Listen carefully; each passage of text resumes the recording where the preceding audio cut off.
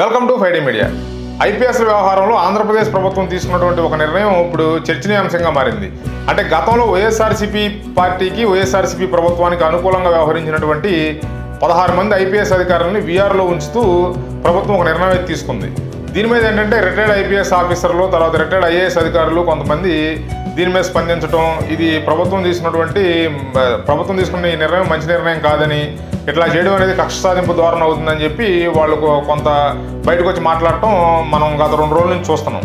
కాకపోతే ఏంటంటే గతంలో వైఎస్ఆర్సీపీ ప్రభుత్వం ఉన్నప్పుడు కూడా కొంతమంది తెలుగుదేశం ప్రభుత్వంలో పనిచేసిన అధికారులకి పోస్టింగ్లు ఇవ్వకుండా వాళ్ళని కూడా వీఆర్లో ఉంచడం, వాళ్ళ మీద సస్పెన్షన్లు వేయడం. ఇక ఏబి వెంకటేశ్వరరావు గారి వ్యవహారం అయితే మనందరికీ నిత్యం మీడియాలో ఏదో ఒక వార్త వస్తూ ఉండేది ఆయన మీద. ఏబి వెంకటేశ్వరరావు గారు కోర్టుకు వెళ్ళాడు, కోర్టులో అనుకూలంగా ఆర్డర్ వచ్చింది, అయినా ప్రభుత్వం సహకరించట్లేదని. తర్వాత క్యాట్లో ఏబి వెంకటేశ్వరరావు గారికి అనుకూలంగా నిర్ణయం వచ్చిందని, అయినా ప్రభుత్వం కోఆపరేట్ చేయట్లేదని, ఇట్లా రకరకాలుగా వార్తలు వినేవాళ్ళం. ఆ సందర్భంలో ఇప్పుడు మాట్లాడుతున్న ఈ రిటైర్డ్ అధికారులు ఎవరో కూడా మాట్లాడినట్టుగా నాకైతే గుర్తులేదు. కానీ ఇప్పుడు ఏంటంటే ఈ 16 మంది ఐపీఎస్లని వీఆర్లో ఉంచడంతో వెంటనే వీళ్ళు వచ్చి మీడియా ముందుకు వచ్చి గళం చెప్తున్నారు. అంటే దీని అర్థం ఏంటంటే గతంలో తప్పు జరగలేదు, ఇప్పుడు తప్పు జరిగింది అనేది కాదు. గతంలో ప్రజాస్వామ్యం లేదు, గత 5 సంవత్సరాల ప్రభుత్వంలో ప్రజాస్వామ్యం లేదు. ఒక సాధారణ పౌరుడి దగ్గర నుంచి ఐఏఎస్ ఐపీఎస్ ఆఫీసర్లకు కూడా బయటకు వచ్చి మాట్లాడే స్వేచ్ఛ లేదు, అంటే గత 5 సంవత్సరాల కాలంలో. ఇప్పుడు ఏంటంటే ఇప్పుడు ఏర్పడిన ప్రభుత్వంలో ఏంటంటే వాళ్ళ నిరసనని బహిర్గతం చేయడానికి అవకాశం ఉంది కాబట్టి వాళ్ళు వచ్చి ఫ్రీగా మాట్లాడుతున్నారు.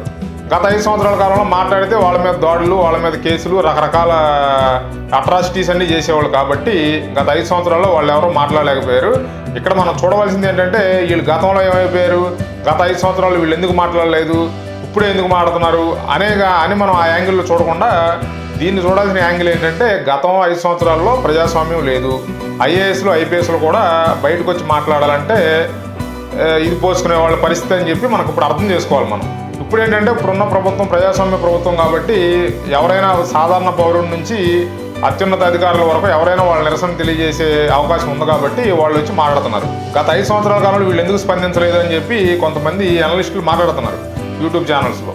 కొంతమంది సోషల్ మీడియాలో కూడా తెలుగుదేశంకు అనుకూలంగా మాట్లాడేవాళ్ళు కూడా మాట్లాడుతున్నారు. ఇప్పుడు మనం గమనించదగ్గ విషయం ఏంటంటే వీళ్ళు గత 5 సంవత్సరాల్లో కూడా వీళ్ళ మనసులో ఈ భావాలు ఉండే ఉంటాయి, కానీ వాటిని బయట పెట్టడానికి ప్రజాస్వామ్యం అనేది లేదు కాబట్టి, ప్రజాస్వామ్య విలువల్ని అప్పుడు ప్రభుత్వం తుంగలో తొక్కింది కాబట్టి వాళ్ళు బయటకు వచ్చి మాట్లాడటానికి ధైర్యం చేయలేకపోయారు. ఇప్పుడు ఏంటంటే ఇప్పుడున్న ప్రభుత్వం కొంత ప్రజాస్వామ్యబద్ధంగా వ్యవహరిస్తుంది కాబట్టి వాళ్ళు బయటకు వచ్చి వాళ్ళ అభిప్రాయాన్ని వెలుబుస్తున్నారు.